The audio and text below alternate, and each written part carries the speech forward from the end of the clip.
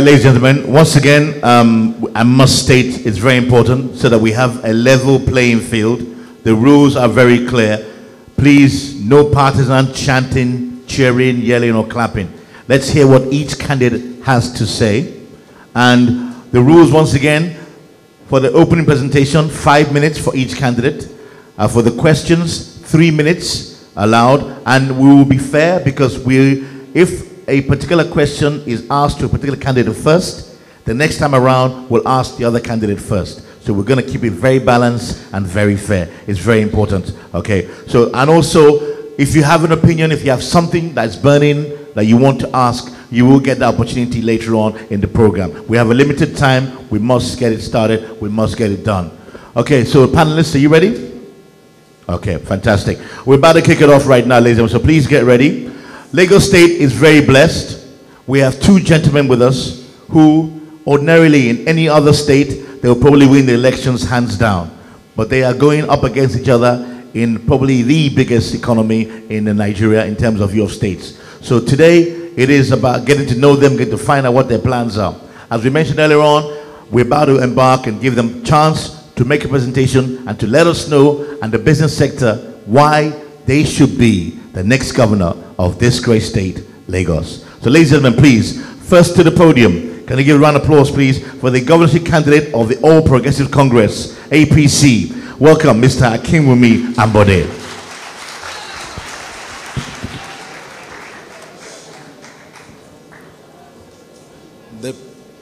The President of the Lagos Chamber of Commerce and Industry, the ESCO members of the Chamber, the panelists, and everyone seated here.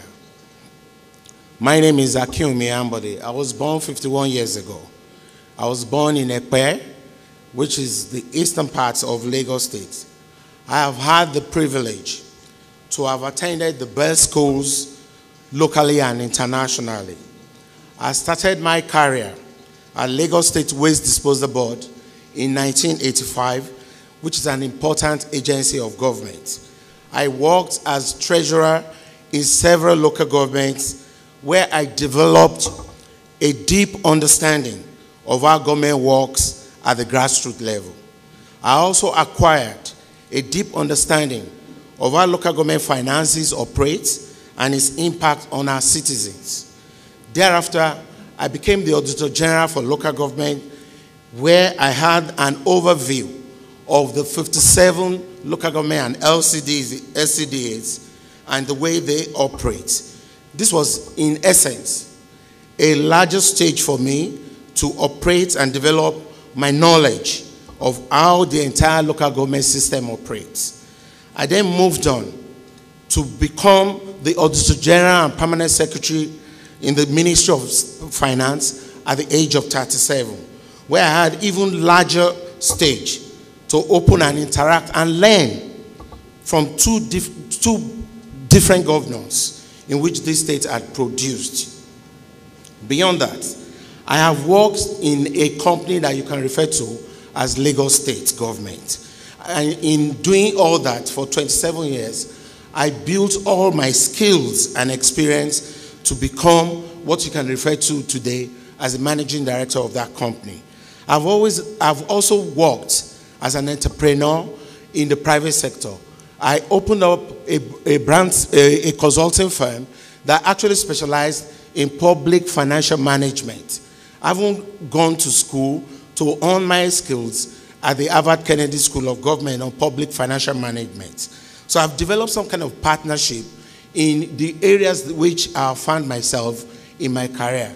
I come with the experience in the private sector and also a deeper experience from the public service. I have been an employer of labor, and I also understand what it takes to run a business in the private sector. I want to be the governor because I believe with my experience in the private sector, joined with the public sector experience, there is still more that I can do for my state, and that's why I want to serve. I believe strongly that public service is a noble service. Throughout my career, I have developed myself internally and also externally. I have cutting-edge skills to prepare me for the different tasks that is ahead of me as the governor of Lagos State. I obtained my ICANN qualification at the age of 24. I became a graduate at 21. I got to the peak of my career at 37. If you're looking for somebody that has cognate experience to run this company called Lagos State, that's the person that is in me. What I just need to tell you, if we took Lagos State as a construction site, I can say clearly that I've been a plumber, I've been a carpenter, I've been a foreman, I've been a supervisor. What I want now is for you to join hands with me to make me the project manager for the next 4 years. And then what's my vision? My vision is to see a clean, secure, and more prosperous Lagos State that is driven with service, driven with equity and justice, and a robust economy. My message is still the same. My message is the message of Lagos, where L stands for leadership.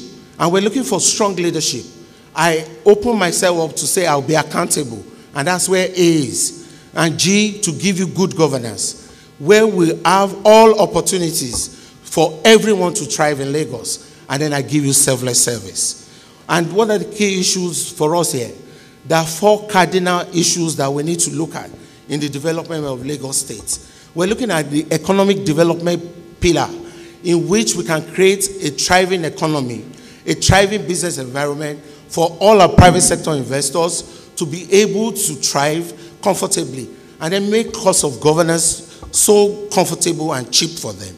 Beyond that, we'll be looking at our social infrastructure, where we are able to ensure that all things that we lay down is for the benefit of our people. And that was the essence of what we're saying. We ensure that there's security in the states. Lagos has become safer in the last 7 years. And then the whole gamut of what we want is to create more jobs for our people. Nobody can create jobs than all the people that are seated here. It's for us to create an enabling environment for all of you, to allow us join hands together as partners to create jobs for our youths. Beyond that. Thank you, sir. I'm sorry, time is up, sir. Can we have a round of applause, please, for the APC candidate? We'd like to welcome to the podium Mr. Jimi Agbaje, the governorship candidate of the People's Democratic Party, PDP.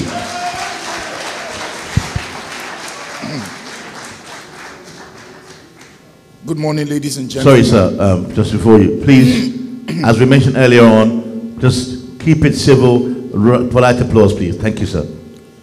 Thank you very much, Olisa. Good morning, ladies and gentlemen. Let me especially recognize the president of the chamber, the executive members, distinguished guests, ladies and gentlemen. My name is Jimi Agbaje, the gubernatorial candidate of the People's Democratic Party in Lagos State. I'm a pharmacist by profession, 57 years old, born and bred in Lagos, an indigene of Lagos State. Let me say that I've lived all my life here in Lagos, except, of course, for my university education, which I did at the university, the then University of Ife, now Obafemi Awolowo University. A very proud Nigerian, a proud and even prouder Lagosian. I've traveled across different parts of the world, of the globe, and I've seen cities, I've seen global mega cities, I've seen cities that have grown. I come and say that my state, this city-state, can be a much better city-state.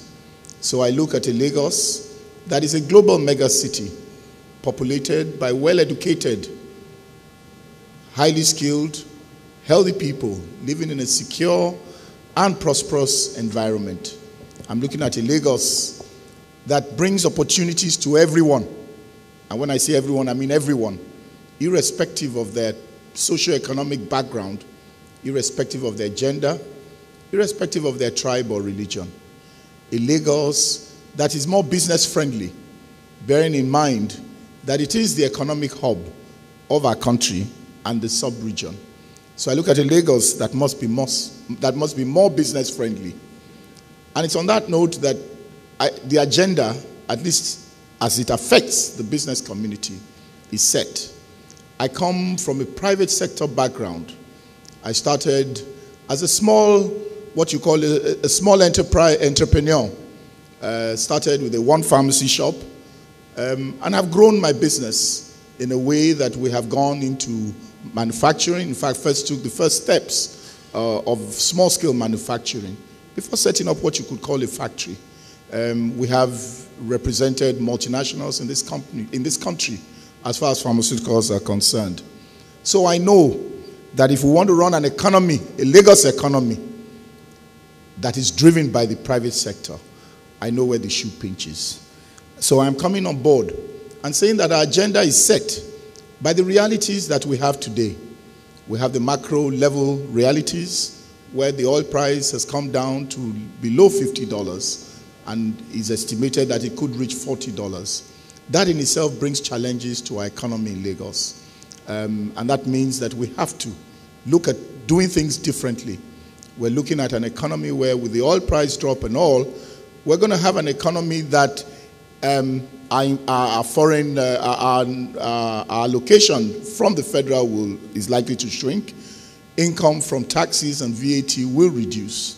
Even the IGR will be affected if the economy remains so. We estimate that this will be so for the next 2 years or so. And that means, and we also have that combined with the national reforms going on in our country, the rail system, for example. These are issues that are likely to affect Lagos. Lagos, it means that Lagos will lose some of its competitive advantage as we move forward. If you use the rail system, for example, it means that industries may find it more convenient to take their businesses to where the raw material is and begin to ship their finished products to Lagos. It means that some of our residents will find it more convenient to stay outside Lagos and come by rail to Lagos. So there is the issue that we cannot take for granted that Lagos will continue to thrive. And so our agenda is set that if we want to affect that, then the micro level realities, the issues of security, the issues of infrastructure development, the issue of labor and manpower, these are issues that will affect us as we move on. The issue of the cost of doing business in Lagos. And so our agenda is set for us, where we're able to say it is time for us to look at these issues in a way that we can move forward. And so we're saying that the way forward for Lagos, bearing in mind these realities, is a diversified economy. We need to diversify the economy of Lagos much more than we are today. We need to look at new areas. We're talking of specialized economy. We're looking at specialized economy. Is it time? Oh, really? Yes, sir. Please. Time up, sir. Thank you, sir.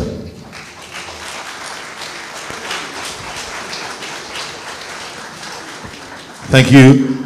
We now move on to the part where it's the Q&A from our panelists. What will happen is the panelists will ask a question to one candidate, and he will get 3 minutes to respond, and the same question will be offered to the other candidate, and he will have 3 minutes to respond. So please, once again, can we keep some decorum in the hall?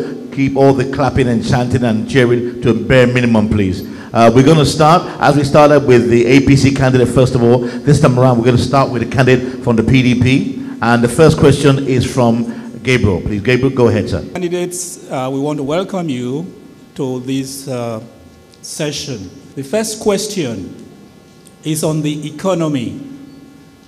The Lagos State is Africa's 5th largest economy. What big plans do the candidates have to sustain the growth trajectory of the Lagos economy? As the moderator has said, first candidate will take the question for 3 minutes, and then the second candidate. And I will urge the timekeeper to make himself more visible to candidates so that they are aware at the time that they have about a minute left so that they can properly round up their presentations. So the first candidate, you have the floor. Yes, thank you very much. Well, basically, like I was saying, I think you've helped me out a bit, that we're looking at a more diversified economy for Lagos. We have to look at new areas, and we're taking one, the issue of what we call the ocean economy. We are surrounded, in fact, we're on water in Lagos, but we have not yet tapped the potentials. And our ocean economy is looking at a new frontier where we take Ikorodu-Ekpe axis and begin to look at how we can make that axis a national fish processing hub. What that means is that your processing and all the value chain benefits of this will come into place. We're looking at using our ocean economy to be also going to the boat industry, into the repair industry of boat engines and all. We're looking at a logistics base. These are new frontiers that we have to begin to take advantage of. We're talking in terms of how we make infrastructure development, for example, that we must bring the private sector involved in infrastructure development, housing, transportation, more than it is today, so that we can begin to see some benefits in this. We're looking at, of course, like I said, cost of doing business. We have to reduce the cost of doing business. We're looking at having a one-stop investment center, similar to what you have at the national level, but for more like the investment promotion, where a lot of the issues that affect business can be addressed better at the state, realizing that we need to have people coming in to Lagos. Okay, thank you very much, sir. Can we ask the other candidate to respond as well? The same question, sir? Would you like to have the question again? Gabriel? Do you remember the question, candidate Ambode? Yes, I'm fine. Yes, it's true that Lagos is the 7th largest economy. In population-wise, Lagos is larger than 32 countries in Africa. GDP of Lagos, as we speak, is $30 billion. In 2013, it was $109 billion. GDP now is $133 billion. That's giving you almost like 27 trillion. So what does that mean for us? It means that if we want to grow the economy of Lagos, even in terms of what we have, it is a clear fact that 10% of Lagos economy is in the formal sector. Almost 90% is informal. And we've already, stated it, that we can double the GDP of Lagos if we improve on the economy of the informal sector. When we harness what we have in Lagos, we'll be able to multiply that GDP. And GDP is talking about the combination of the goods and services that, drives the economy. So our own intention is to improve on the business environment for every entrepreneur and every businessman to thrive in Lagos. And in doing so, we will expand the economy in a manner that will allow us to expand our GDP. Beyond that, we intend to create more jobs. And creating these jobs is also in addition to allowing youth and those who are unemployed to have access to finance. We intend to create an employment trust fund that in the first 4 years, the government will be putting 25 billion down to allow each division have access to 1 billion each in every year. So all these are our youths that are unemployed, and even the small-scale entrepreneurs that don't have finance will have access to such finances that will expand and grow the economy. Thank you, sir. We have the next question, please. Next question is from Ni. It's going to be to the APC candidate, please. All right, thank you. Beyond the Niger Delta,